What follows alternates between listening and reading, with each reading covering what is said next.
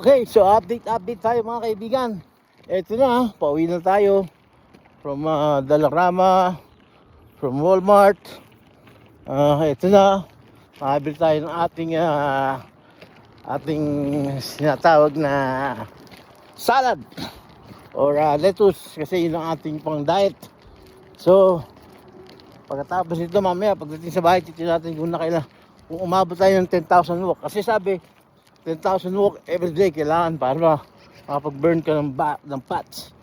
Saka ngayon, kakain tayo mga protein para may calorie deficit kasi sinasabi. So kailangan i-intake natin ay kukunti doon sa dati natin kinakain na marami. So susubukan natin yan kung paano. Ay ang hirap dahil naku po Diyos ko, gutom ka na, kailangan mong magsalat. Pero in a way, masasanay din. Nga lang, ang dating ng reality, pagdating sa Pinas, ewan natin kung matatanggihan natin ang kanin. Medyo mahal ang lettuce sa atin, kaya kung pwede, kangkong, talbos, yan, alternative ng ating lettuce, mas masustansya pa, diba? Okay, so far so good. Naglalakad tayo sa Crest West Lake ng Brooks. Ito malapit sa may bahay ng ate. So eto na, ayan, nakaganda ng araw, magandang buhay everyone, mga bossing, mga ate. Ayun ako, ang hirap din mag-vlog, ang hirap din magpadami ng followers. So anyway, huwag kang susuko.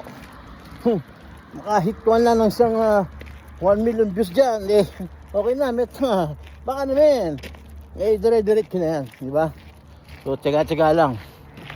Hindi sa akin sinasabi, hindi nakakakuha sa pogi yan, hindi nakakakuha sa gandang lalaki, sa gandang babae. Pero nakakuha sa kaseksiyan yan. Hindi tayo talo. Lahat kasi ng mga babae na nagpo-post ng mga kaseksiyan na yun, nagiging popular, nag-earn ng too much. Anyway, kaya nagpapasex tayo baka sakali pag nakakita ng sexy na tayo, mag-earn din tayo. Anyway, that's life. Sabi nga ni Motmot, Not, ang buhay ay hindi easy. Ang buhay ay pinaghihirapan. Kailangan to ay pagsikapan. Hindi basta-basta, hindi overtime lahat ang bagay.